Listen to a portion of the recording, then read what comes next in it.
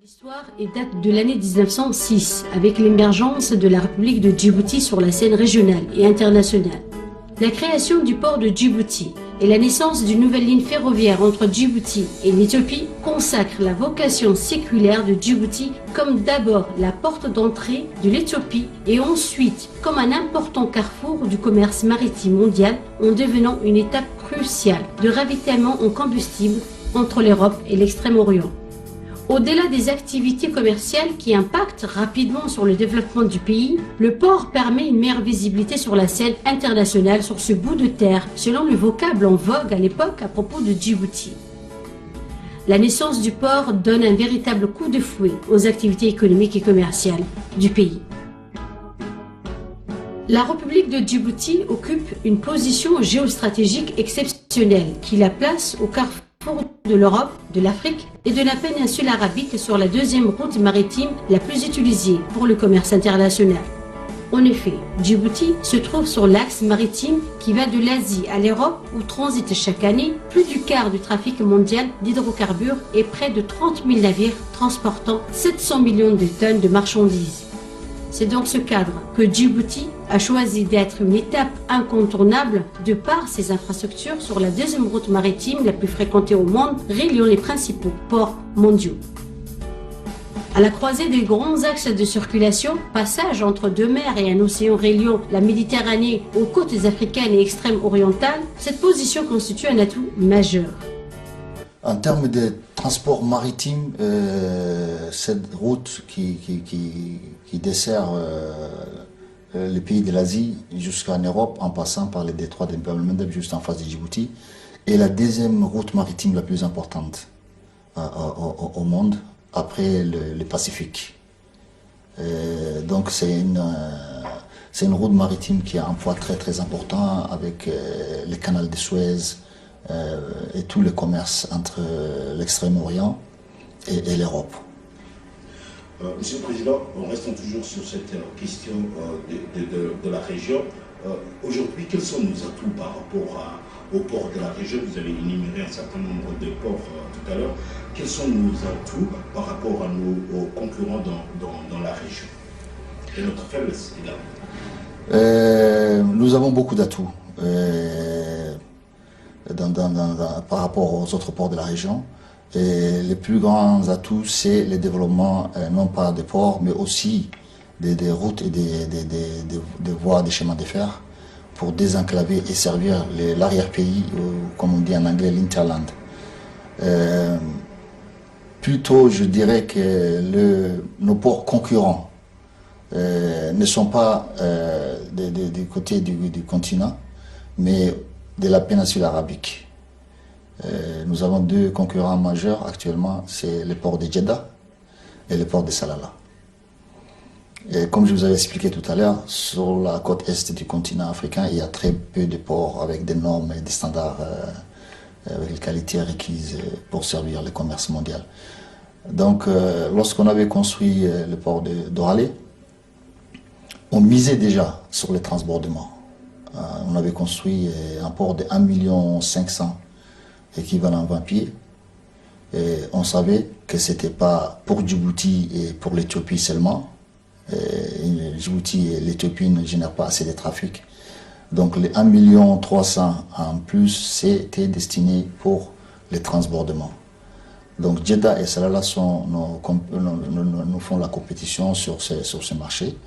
Mais on se défend bien, Et comme je dis toujours, Djibouti est situé sur la côte africaine de la mer Rouge. Les deux autres ports dont je viens de mentionner sont sur la péninsule arabique. Et nous sommes sur un continent, ils sont sur une péninsule.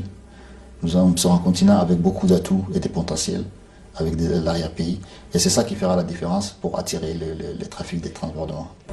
Largement ouverte sur le golfe d'Aden à la sortie de la mer Rouge, la République de Djibouti est adossée à des pays importants, l'Éthiopie, l'Érythrée, la Somalie, auxquels s'ajoutent les relations avec certains pays enclavés d'Afrique. La nouvelle configuration du transport maritime est un autre paramètre qui explique la vision du président de la République et qui justifie cet ambitieux programme d'investissement national dans ces secteurs. Environ 70% des échanges commerciaux dans le monde sont réalisés par navire. Des navires dont la taille ne cesse d'augmenter, d'où la nécessité de s'adapter à cette nouvelle donne. Les sociétés les maritimes créant des multinationales de plus en plus puissantes, de plus en plus utilisant des moyens, si vous voulez, des bateaux de plus en plus grands, ne peuvent plus accoster et s'arrêter devant des petits ports qui n'ont pas de tirant d'eau nécessaire, qui n'ont pas les services nécessaires pour pouvoir s'adapter à la situation de la mondialisation actuelle. Donc, il fallait oser, il fallait relever les défis, s'engager dans un vaste programme d'investissement économique et d'équipement et de créer un port nouveau qui puisse faire face à tous ces challenges.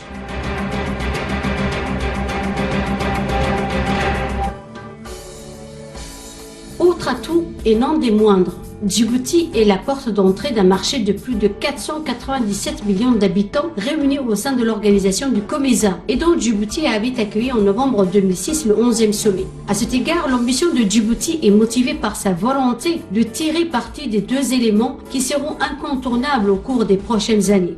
Il s'agit des prévisions de développement économique de l'Afrique et de l'intégration économique régionale et continentale chère à l'Union africaine.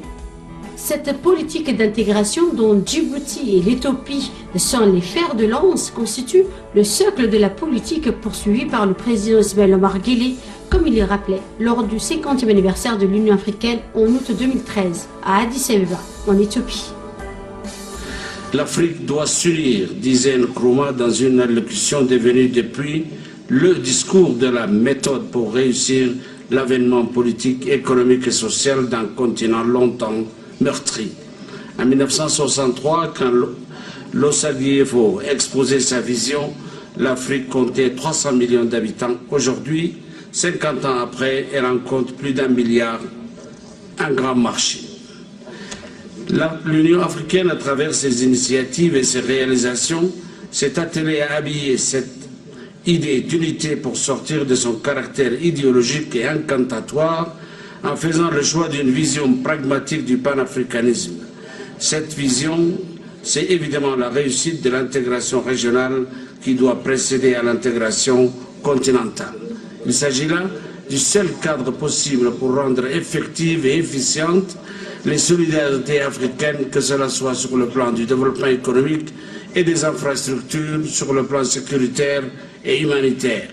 L'Afrique vient de signer sa renaissance économique. Il nous faut donc aller plus vite sur le plan de l'intégration régionale pour la consolider afin que le progrès et le développement puissent imprégner le continent de manière durable. C'est fort de tous ces éléments que l'autorité publique des ports et des zones franches souhaite faire de Djibouti une véritable plateforme de transbordement en modernisant ses équipements et se doter d'infrastructures nouvelles spécialisées conformément à la volonté politique du chef de l'État et contenue dans le document cadre Djibouti Vision 2035.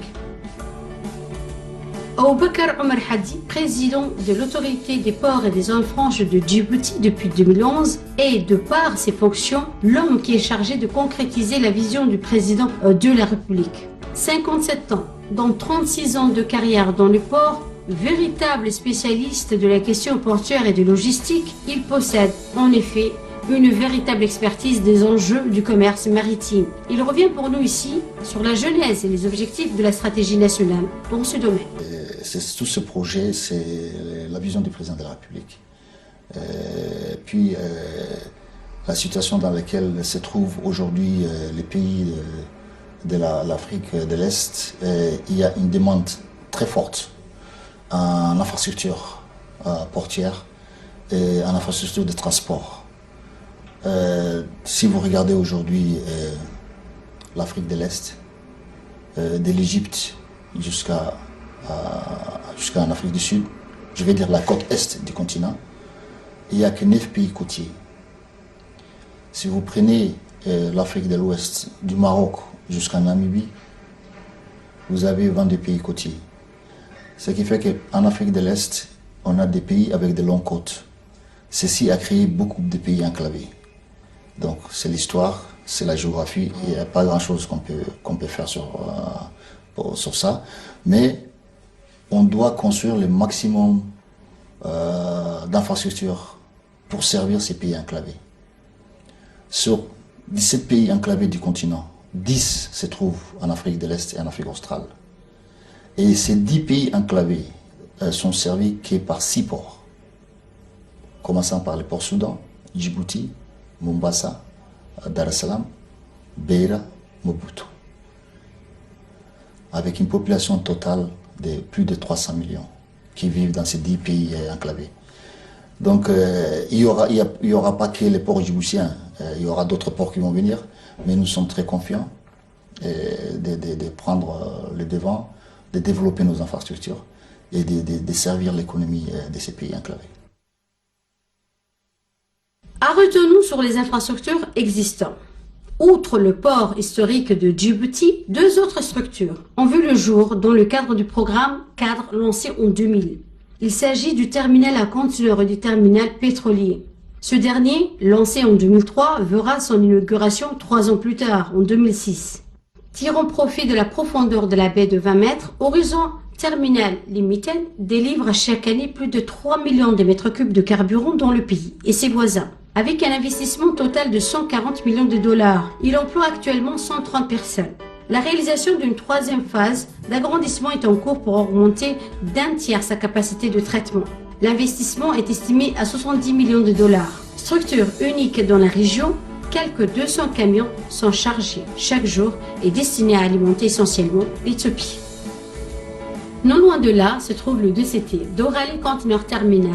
Inauguré en 2009, il offre aujourd'hui 1050 mètres de quai et une capacité de 1,6 million d'équivalents 20 pieds par an. Les travaux de doublement de la capacité seront lancés au premier trimestre de l'année prochaine. La longueur sera considérablement augmentée par la construction d'une aire de stockage sur 200 hectares.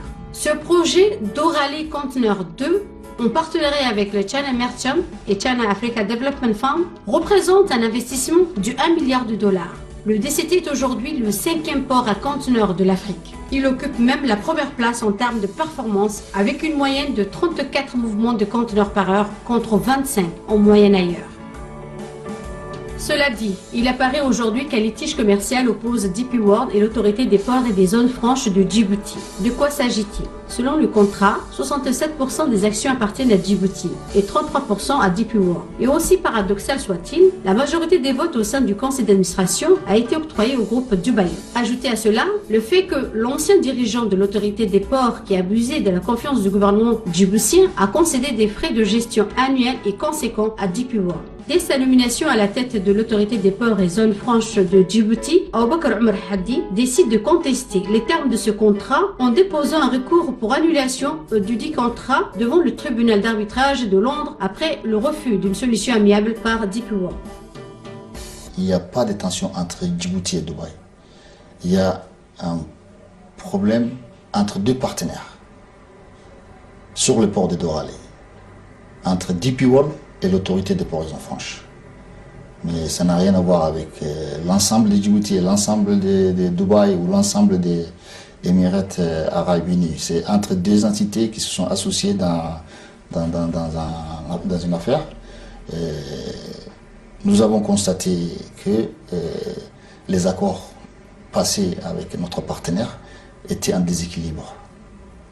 Et nous avons souhaité corriger ces imperfections, ces erreurs à l'amiable, mais notre partenaire n'a pas voulu entendre raison.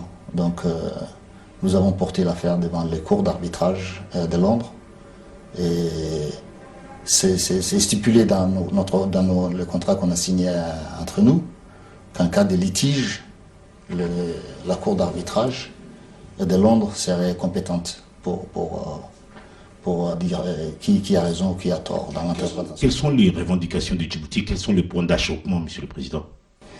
Il y a beaucoup de points dans le contrat qu'on a souhaité réviser, corriger, tout en respectant l'actionnaire minoritaire qui est DP World, car comme vous savez, Djibouti, ou l'autorité des ports et zones franches, détient 67% des actions de ce terminal. C'est essentiellement les droits de vote au conseil d'administration. Bien que nous avons 67% des actions, nous avons qu'un tiers de vote. Et Dubaï et DP World, qui a 33% des actions, a 67% des votes. Donc c'est cette anomalie-là qu'on a voulu corriger. Et beaucoup d'autres points. Mais ils n'ont voulu rien entendre, ils n'ont pas voulu qu'on en discute même. Donc c'est ça qui nous a obligés à présenter ces cas de litige au tribunal d'arbitrage de Londres. 4 projets portuaires en cours rien que sur cette année 2014. C'est qui un exploit inédit et même unique sur le continent. Présentation. Tadjoura va retrouver sa splendeur d'antan à la faveur de la construction du port minéralier. Lancé en novembre 2012 par le chef de l'État et le Premier ministre éthiopien, 23 mois après, les travaux ont énormément avancé et le port commence à prendre forme.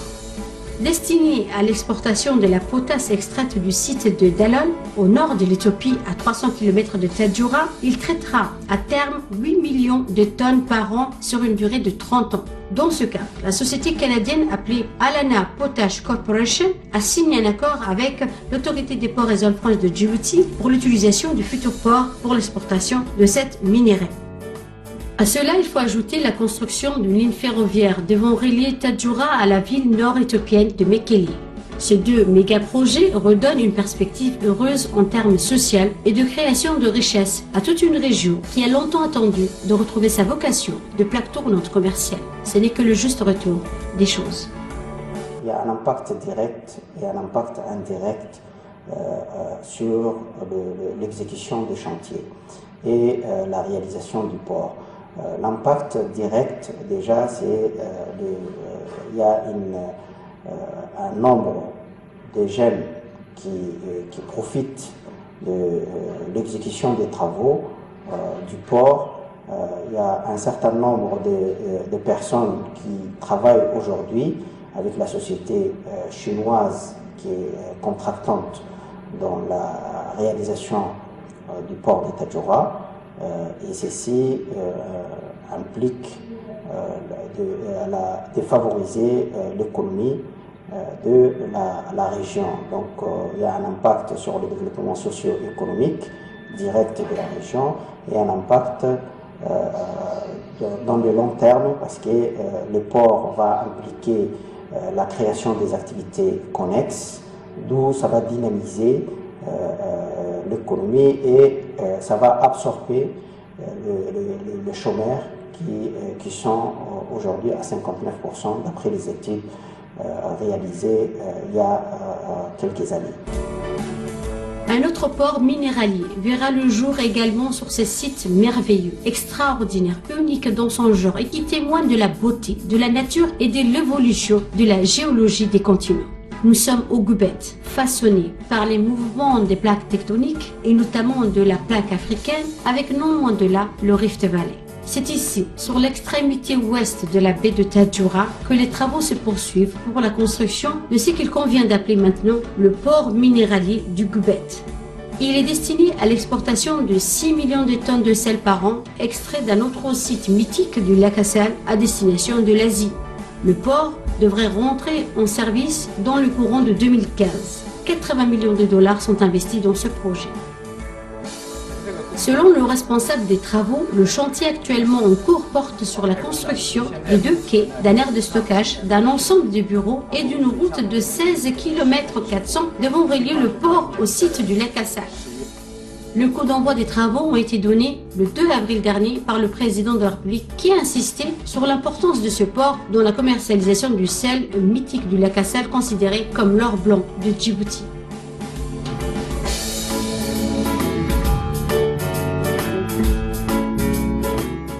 C'est dans le plan de développement économique de notre pays. Nous avons cité longtemps la création de ce port. Ça y est, c'est le jour J, n'est-ce pas? Ensuite, ce n'est pas seulement le sel qui va être exporté, mais la perlite aussi et d'autres minerais, n'est-ce pas? Donc nous souhaitons que ce projet d'envergure fera date, n'est-ce pas, dans le processus de développement de notre pays. Nous sommes le 16 août 2014 à l'hôtel Kempinski.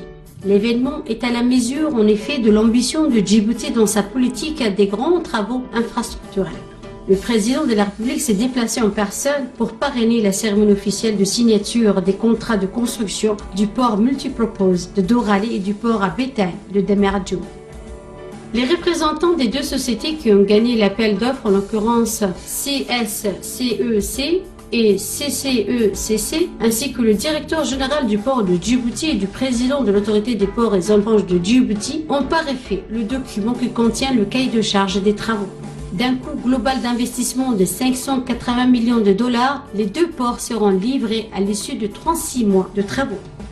Le vice-président de la China Merchants Group, M. Hu Jianhua, dont le groupe possède 23% des actions du port de Djibouti depuis le 29 décembre 2012, a mis en exergue la portée historique de ces deux ports et les opportunités qu'ils offrent pour attirer des investisseurs internationaux et permettre la création de plus de richesses pour la nation djiboutienne.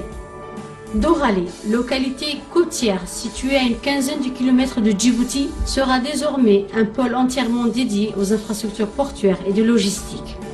C'en est fini de l'image de Doralé avec ses acacias morts et ses grandes plages qui apportaient un peu de fraîcheur en période estivale aux Djiboutiens. Les habitants de la cité de Doralé seront également déplacés sur un autre site. Toutefois, le président de l'autorité des ports et zones franches de Djibouti s'est engagé à effectuer le déplacement des habitants une fois que la nouvelle cité entièrement prise en charge par l'autorité des ports et zones franches sera construite.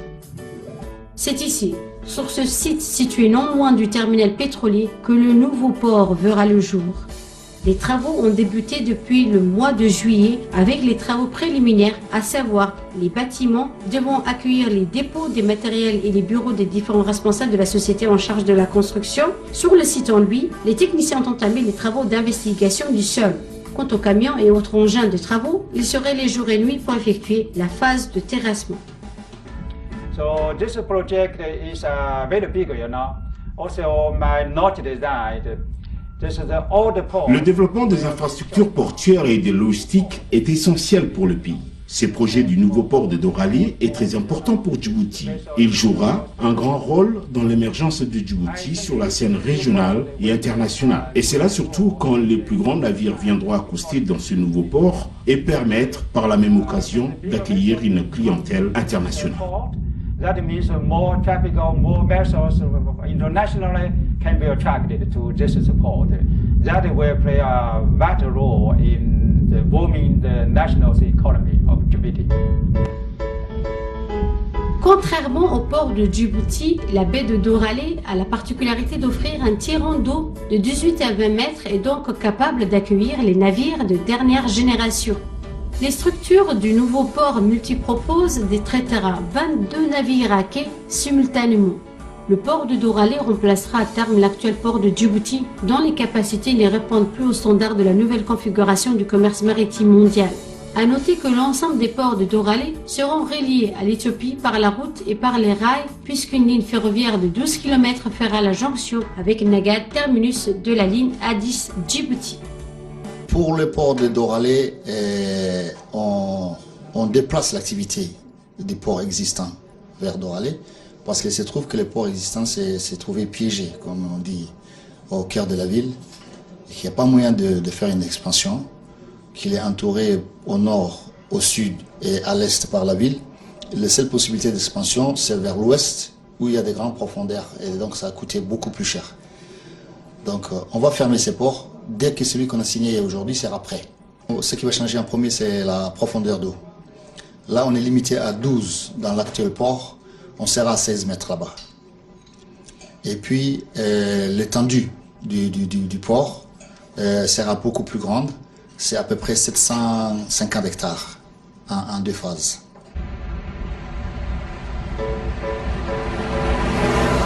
Direction Dameradjou comprenant la nouvelle route nationale 3, flambant neuve et reliée désormais à la nationale 1. Située à environ 30 km au sud-est de la capitale, Dameradjou accueille depuis plusieurs années un centre de quarantaine de bétail. Il est le seul de la région et le premier en Afrique à disposer du label de l'Organisation mondiale de la santé animale. C'est donc ici, juste derrière le centre de quarantaine, que le port de bétail verra le jour. Les travaux doivent commencer avant la fin de cette année. Non loin du golfe d'Aden, l'autorité des ports projette l'exportation de 10 millions de têtes de bétail par an. La plateforme portuaire comprend également la création d'une zone franche industrielle de 3500 hectares spécialisée pour le bétail. Au total, il y a 4 ports en construction et 3 ports en opération. Nous avons aussi en 2015 le projet des 2 nouveaux ports. Un port pour l'exportation du gaz LNG et puis un port pour l'importation et l'exportation des produits bruts du pétrole. Et il y aura une raffinerie de pétrole qui sera construite à Demerjog. Donc ces ports pétroliers pour le pétrole brut servira à l'import et à l'export des produits bruts et après transformation, l'exportation des produits raffinés vers les pays de la région. Donc, et comme vous savez, le port n'est qu'un maillon de la chaîne de transport. Un port doit être complété avec des réseaux ferroviaires, autoroutiers, pour connecter ces ports à l'ensemble de l'Interland qui est destiné à servir. Donc, c'est pas seulement les ports, mais aussi les chemins de fer, comme vous êtes au courant, Djibouti-Addis Abeba, qui est en cours de construction.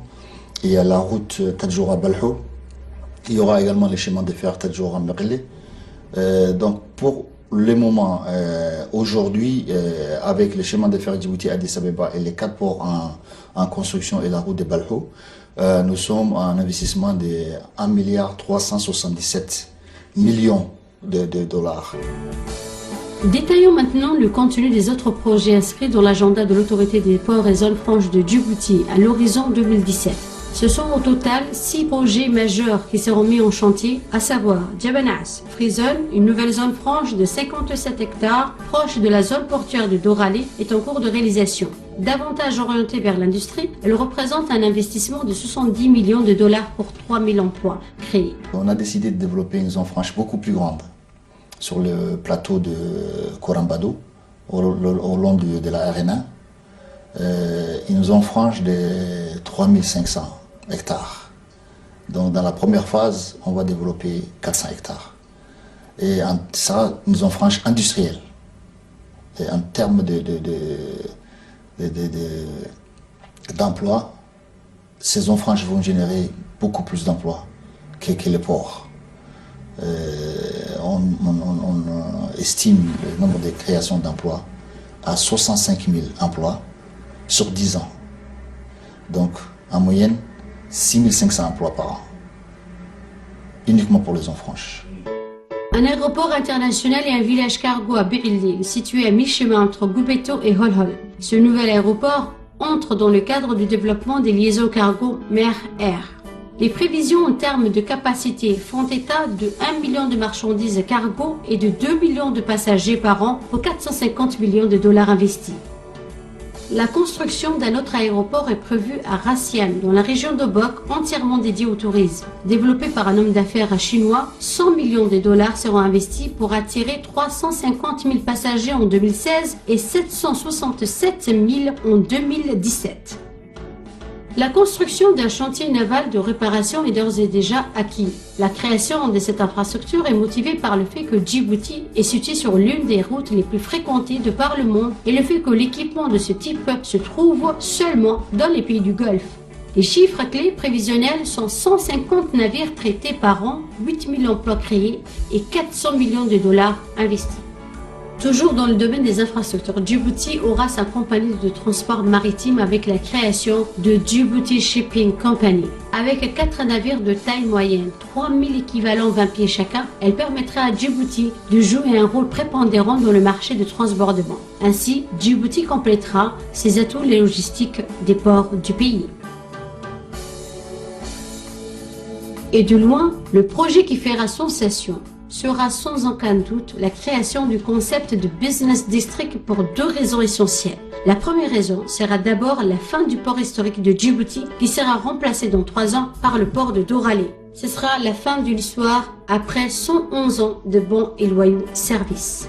En transformant le site actuel du port de Djibouti en waterfront, avec le développement des complexes touristiques, immobiliers, commerciaux, hôteliers et militaires, ce projet permettra un rayonnement pour notre capitale avec la naissance d'un véritable quartier d'affaires. Le port est situé sur un terrain qui est vraiment qui a beaucoup de valeur et on veut transformer un hôtel et des shopping malls, des Marina Bay. Puis on va toujours garder deux quais pour les navires de croisière parce qu'on souhaite aussi développer cette activité. Et puis 3 quais pour les navires militaires qui vont continuer à utiliser l'ancien port, mais le reste sera transformé en centre des affaires de Djibouti. Quand la Chine s'éveille, l'Afrique décollera. Cela pourrait résumer aujourd'hui le niveau de partenariat économique, commercial et infrastructurel qui unit aujourd'hui le continent et la Chine. Dès 2009, la Chine, deuxième puissance économique du monde, a remplacé les grands pays européens ou les États-Unis comme premier partenaire commercial de l'Afrique. Les échanges dans les deux sens ont quadruplé en 7 ans. Entre 2010 et 2011, ils ont bondi de 127 à 166 milliards de dollars. Chez nous, la Chine est présente dans l'investissement des grands projets infrastructurels et logistiques et notamment dans le domaine des transports. Des grands groupes du secteur privé chinois ont d'ores et déjà confirmé leur volonté d'investir dans le tourisme, le commerce et l'immobilier. À cet égard, lors de la cérémonie de lancement du chantier du port de Goubet le 2 avril dernier, le chef de l'État djiboutien a tenu à rendre un vibrant hommage à la Chine pour n'avoir pas cessé de réaffirmer son soutien aux efforts du gouvernement djiboutien visant à poser les jalons d'un développement durable.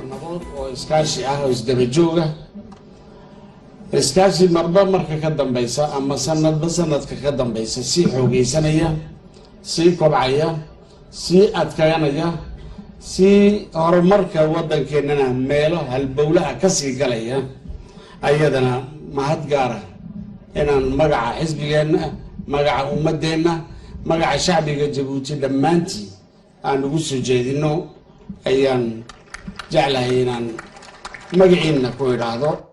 Pour M. Aboubakar Omar Hadi, le partenariat avec la Chine est aujourd'hui plus que jamais pertinent. La Chine est une puissance économique, comme vous l'avez mentionné. Et aussi les pays les plus peuplés au monde. Et ils ont des besoins aussi très importants. Ils ont besoin de l'Afrique pour les ressources naturelles. Donc c'est pas un sens unique, mais c'est dans les deux sens. Et la Chine a accordé beaucoup plus d'importance au continent africain et a financé beaucoup de projets dans le domaine des infrastructures essentiellement. Donc je pense que c'est un partenaire fiable et surtout ils ont les moyens financiers pour investir dans le continent. À ce stade de notre film, 2 questions méritent un éclairage argumenté. La première question porte sur comment l'ensemble de ces méga-projets que nous venons de détailler impacteront sur la vie économique et sociale de notre pays. Évidemment, c'est une stratégie ambitieuse qui est très pertinente dans la mesure où nous avons une économie extravertie. Notre économie extravertie, qui est basée essentiellement sur le secteur tertiaire, ne permet pas de créer suffisamment de richesses et suffisamment surtout d'emplois pour absorber l'afflux de jeunes sur le marché du travail. Donc l'idée du gouvernement, qui est judicieuse, permettra de répondre à terme, dans un moyen long terme, à cette question de création de richesses avec des capacités de création d'emplois surtout. Donc tous les gros projets d'infrastructures qui sont en cours permettront à terme de créer une base solide et variée sur laquelle pourront s'asseoir tous les promoteurs du secteur privé. Vous savez qu'en créant des autoroutes, des trains, un oléoduc pour porter l'eau à Djibouti en abondance, la sécurisation de l'énergie à des coûts de facteurs beaucoup plus importants que les coûts de facteurs du passé, permettront à terme d'assembler suffisamment de facteurs favorables pour la croissance et favorables pour la création d'emplois et à terme créateurs d'emplois pour notre future génération. 8 milliards 431 millions de dollars, soit environ 1500 milliards de nos francs, sur le montant total des investissements sur l'ensemble des projets d'infrastructures. Les questions sont simples. Est-ce que ce montant astronomique ne dépasse-t-il pas nos moyens? Est-ce que cette dette ne va pas compromettre l'avenir de notre pays? Qui va payer cette dette et comment? Élément de réponse. C'est la demande qui va déterminer l'utilisation, les taux d'utilisation de ces projets. Et lorsque vous regardez les études qu'on a faites, c'est très rentable. C'est très rentable d'investir et de désenclaver les pays de l'Afrique de l'Est et de les faire passer par Djibouti. En ce qui concerne le budget, les ports de Djibouti ont obtenu, il y a eu une loi qui a été passée en 1980 concernant l'autonomie financière. Donc notre budget est différent du budget de l'État, bien que les ports appartiennent à majorité à 100%, où l'État est majoritaire. C'est un budget différent du budget du port. Et ces emprunts ne sont pas remboursés par le budget de l'État. Ils sont remboursés par les activités de ces ports. Donc, bien que, comme je disais tout à l'heure, les ports appartiennent à l'État, c'est une entité commerciale. Nous payons des impôts, comme toute société commerciale. Et nous payons des dividendes à l'État qui est l'actionnaire majoritaire. À l'échelle de Djibouti, à l'échelle de notre budget, à l'échelle de notre produit intérieur brut, les sommes investies et qui seront investies dans les prochaines années sont extrêmement importantes, qui vont pratiquement arriver à plus de 50% de notre PIB. Ce sont des sommes importantes, effectivement. Alors la question de savoir si c'est supportable, la question a été posée évidemment avant de prendre la décision de prendre de tels engagements.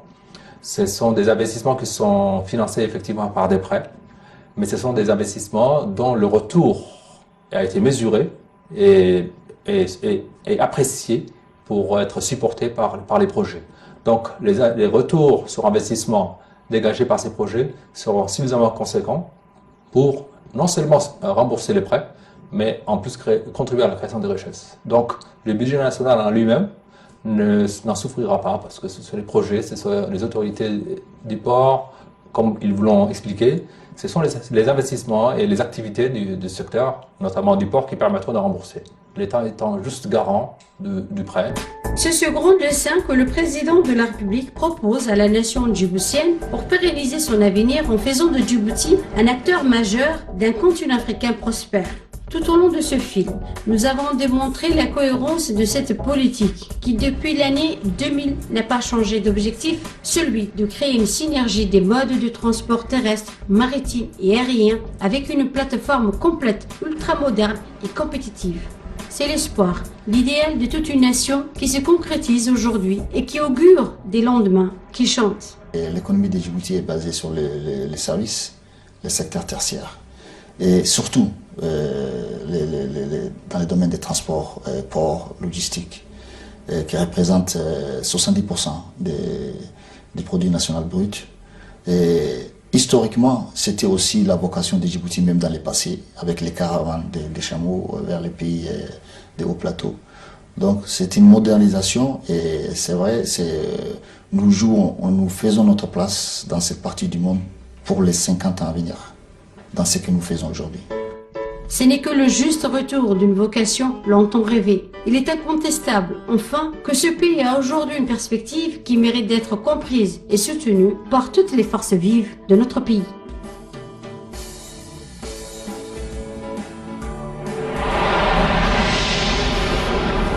Voilà pour ce grand reportage sur les enjeux de la place et du rôle de Djibouti dans la région et dans les continents africains, dont les perspectives de développement économique au cours des prochaines années justifient l'ambition de notre pays pour devenir un acteur majeur de la croissance en Afrique. Une chose est sûre en tout cas, l'avenir d'une nation se justifie à l'aune de sa capacité à imaginer le futur. C'est tout le sens du projet de société avec en toile de fond la pérennisation du développement de ces pays que le président Ismaël Omar Guelleh a initié il y a 15 ans et qui est aujourd'hui une réalité.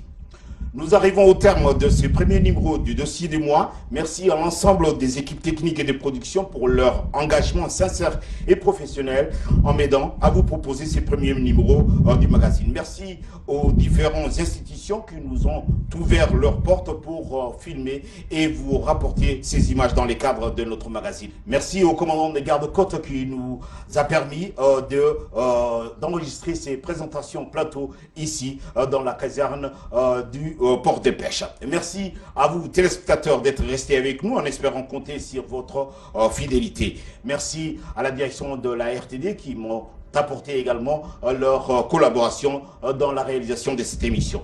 Pour prolonger ces débats ou bien réagir sur ce dossier, n'hésitez pas à nous suivre sur les réseaux sociaux avec nos comptes Twitter et Facebook qui s'inscrivent en bas de l'écran. Merci à vous tous, excellente soirée, bonsoir, merci et au mois prochain. Merci.